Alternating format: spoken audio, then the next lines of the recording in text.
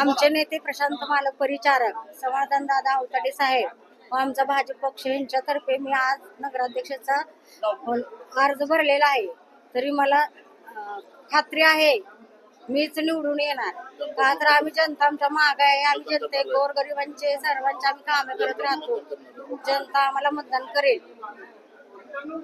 विजयाची 100% खात्री आहे. आणि स्वच्छ पंढरपूर, चांगलं पंढरपूर हेच आमचं ध्येय आहे. काम आम्हाला फक्त काम करायची.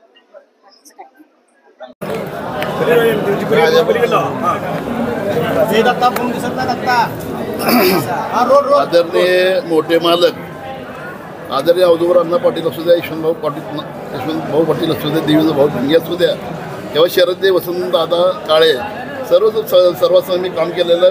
मुळात मी असताना सुद्धा औदुंबर अण्णाचा गायला कार्यकर्ता आहे.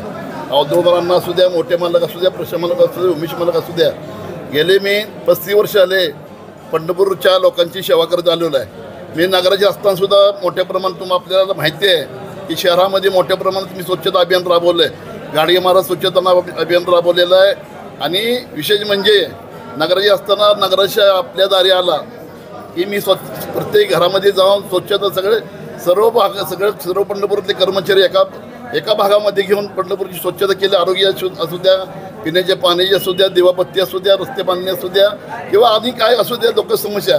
मी नगराध्यक्ष असताना मला सर्वसामान्य माणूस रोज माणसं मला 500 भेटायला यायचे नगरपालिकेमध्ये. तर मी नगरपालिके माध्यमातून जेवढं मला 10 महिने करता आलं आहे तेवढं मी केलेलं आहे. माझ्या हातून जे कामं मागं राहिलेले आहेत ते आम्ही आता पालकमंत्री असू द्या, प्रशांत मालक असू द्या किंवा आमची जी उमेदवारी आहे पूर्ण जनतेतून चौकशी करून सर्वसामान्यातला माणूस आहे मी. सर्वसामान्य माणसाची किंवा सर्वांची आम्हाला मतं पडणार आहेत किंवा आम्ही 91 पासून निवडून आलेलं आहे की आलेलं आहे. कधी आम्हाला अपेक्षाच नाही. आता सुद्धा मोठ्या प्रमाणात अपेक्षा आहे. आम्हाला फडणवीस साहेबांचा आशीर्वाद आहे, पालकमंत्र्याचा आशीर्वाद आहे. सर्वसामान्य जनतेचा गोरगरीब असू द्या, हॉटेल कर्मचारी असू द्या, गाठावर बसणारा माणूस असू द्या किंवा रस्त्यावर झोपणारा माणूस असू द्या किंवा उच्चवर्गीय असू द्या, सर्वांना माहिती आमच्या शिरसट फॅमिलीचं काय योगदान आहे.